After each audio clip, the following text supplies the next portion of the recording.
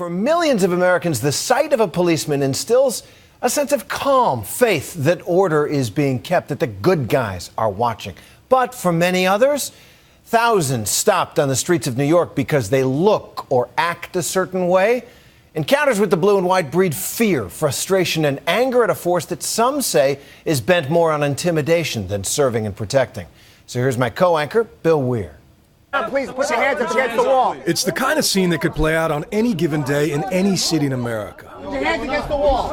Men in blue stopping young men of color. Why am I being frisked? As tensions rise. What's going on? In this case, a robbery suspect is cuffed. Listen to me. You're not free to leave. Just stay here.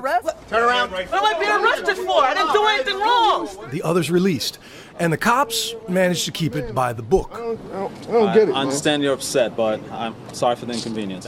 But this scene is just pretend. It is an NYPD training drill to reinforce a proper way to do what is known as a 250, that controversial tactic designed to stop crime before it happens. Controversial because critics say 250s rarely happen with this much courtesy and this much probable cause. They say the NYPD stops and frisks way too many innocent men of color for no good reason.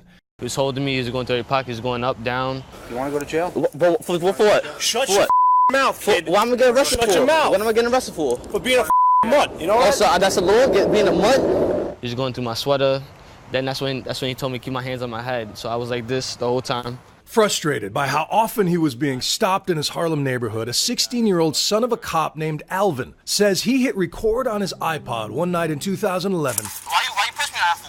As two undercover officers approached. Our job is to look for suspicious behavior. When you keep looking at us like that, looking back. Because y'all always like stop. I just got stopped like 2 blocks away. Like, Listen to me.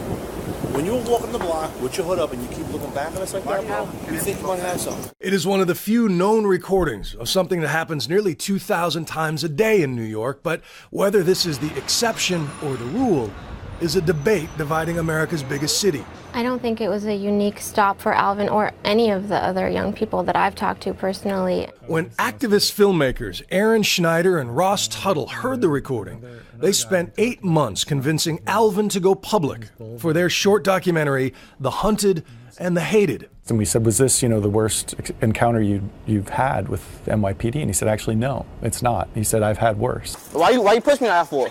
Why you push me out for? Why you touching me? Why you?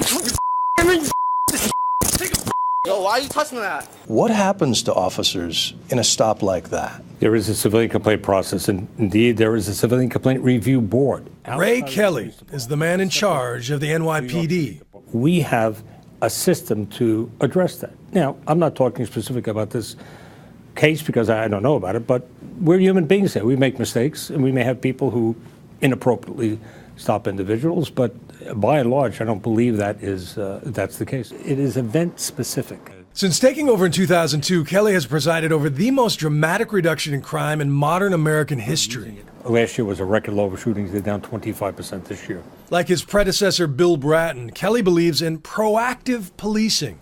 And done properly, the 250 is a Supreme Court-approved method of stopping crime before it happens.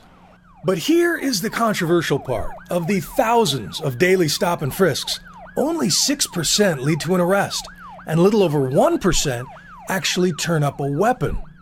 Critics say this is proof it doesn't work. Mayor Michael Bloomberg disagrees. That's the reason we need it, to deter people from carrying guns. We are the first preventers. In a fiery speech this week, Bloomberg chastised NYPD critics. They seem to believe that the department should be run according to the standards of political correctness, not public safety. Cop says first preventers only works with the strong backing of City Hall, especially in the face of this statistic. Even though blacks and Hispanics are a minority here, a majority of people stopped, around 84%, are young men of color. How many times have you been stopped and frisked? 7 times. 7 times? Yes, sir. And you're how old?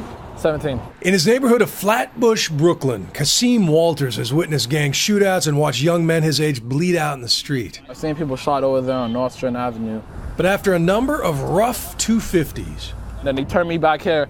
I remember them banging my head into this. He says he's more afraid of the law than the thugs. And a few blocks away, he shows me the memorial of a 250 gone bad that fills him with even more dread. Oh, look at that. It's still here.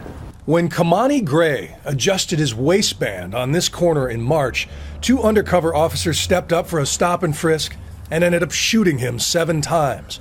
They claim Gray pulled this loaded .38 revolver, later recovered at the scene.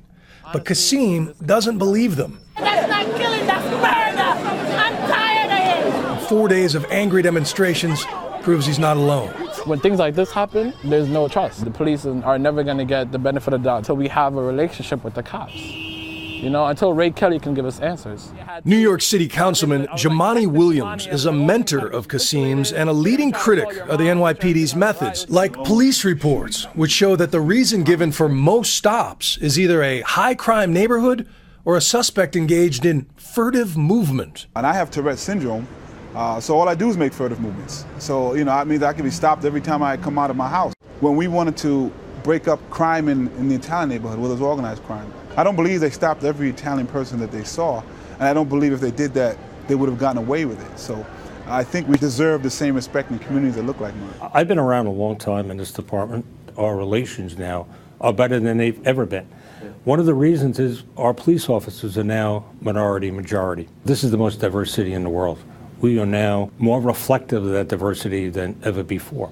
But more minority cops doesn't mean all of them are supporters of stop and frisk. I was stopped by police officers because of my race, because of what I look like. They stereotyped, they racially profiled. I knew that I didn't want to do that.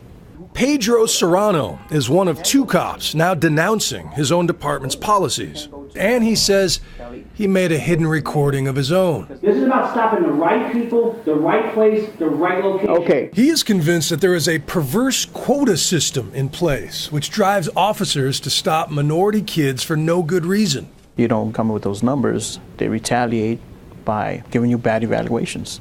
That's basically what they did to me. After riding just 2 250s over an entire year, Serrano called for a meeting with his deputy inspector to appeal a bad evaluation.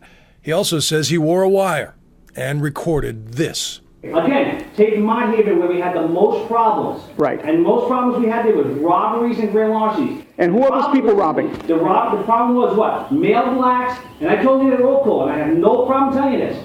Male blacks 14 to 20, 21, and I said this at roll call. Right there is when I lost it. You want me to stop everybody, the good people and the bad people, so you can get your numbers. The 9-year veteran is a witness for the Center for Constitutional Rights, an advocacy group now suing the NYPD, not for money, but to change its stop and frisk policies.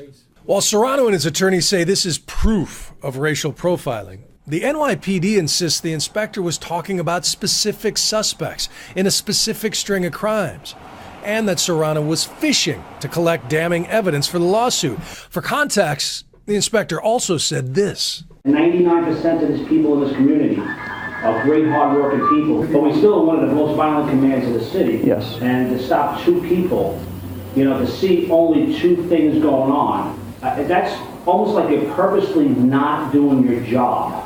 This is a business. We have almost a $5 billion budget a year. So we run it like a business, and it's fair to ask the employees here to do their fair share.